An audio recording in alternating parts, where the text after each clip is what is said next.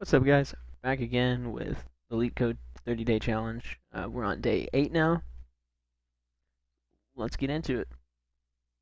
All right, we got given a non-empty singly linked list with head node head, return a middle node of a linked list. If there are two middle nodes, return the second middle node. Example 1, we got input of 1 through 5. Output would be node 3 from this list.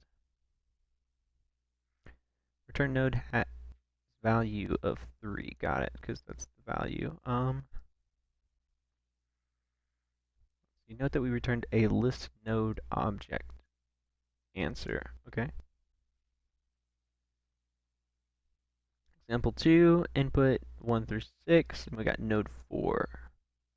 Once this returned the second middle node, which is 4 in this case.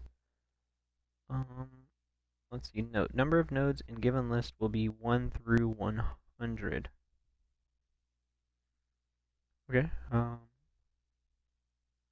let's see, our method setup, we got definition for singly linked list, public class list node, our list node object, with has its own value. List node also has next. And let's see, and then we have the method to setting the node.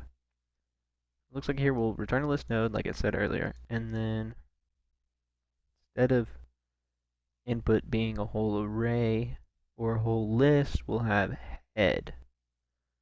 So we won't have the option of doing list dot size divided by 2 as I would have initially first thought. We just have the head. So if you don't know how linked lists work, let me pull it in MS Paint, kind of give you a little visual representation. We have our node, which the first node is the head. This is where we start. And then we have the value in the box, and then this is the actual node part. Each element in that list is a node. So each node will have its own value and reference. Each node will be connected to each other, but one connected to the next. So this right here is head dot next, if that makes sense. And then this would be head dot next dot next. Hopefully this is making any sense to you. So that's how linked list works. So we can't jump from this to this. That's not how it works. We'll have to jump to each individual object in order to get to the element that we want in the list. So the way I'm going to go about this is just like challenge 2, where we had happy numbers.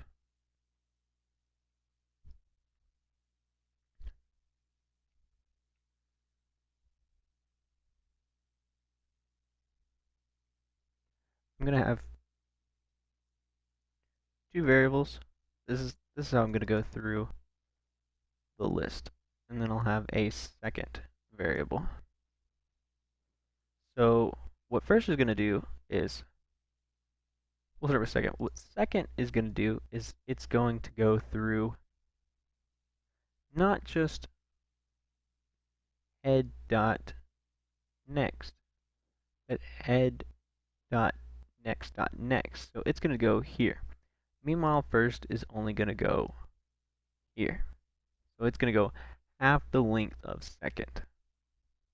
Next iteration, second, is going to go head dot next again. And then first is going to go first dot next. So then when second reaches the end, then we're going to stop. And then first should be half the length of the array or list. So what I also failed to mention is that the last node is going to point to null. So basically, we're going to keep looping through the linked list until second does not equal null and second.next does not equal null. So basically, let me set up the structure. So have two pointers, first and second. First will go half the length of second. And then we'll keep going to loop until we reach the end of list with second pointer. It doesn't seem too bad for the most part. So yeah, we have our list node object made. So we're going to need list node first, which equals head, actually, and then we'll do list node second, which equals head. Because I put them equal to head, they just need a place to start, which is the head, of course. Keep looping until end of list. So we're going to do while second does not equal second dot next. No, second does not equal null. So we don't want the end of the array to be the null element. We want it to be the one before the null element. And if second dot next does not equal null, the reason we do the second dot next is not equal to null is the whole the two middle nodes. This will return the second middle node. So we have first is equal to first dot next, and then we have second is equal to second dot next dot next. Let me just add some comments. Iterate through list by 1. And this will iterate through list by 2. And then we need to return first, because first is at the length. So I think that is it. We'll get rid of the structure. We already got it down. Let's run our code. Oh, little compile error. Oh, I got rid of a semicolon. Let's run that code again. Let's try it out. Finish. Looks good. Let's try it with an additional element. See if it will give the correct one. If it'll return 4. And it looks like it did. That wasn't too bad.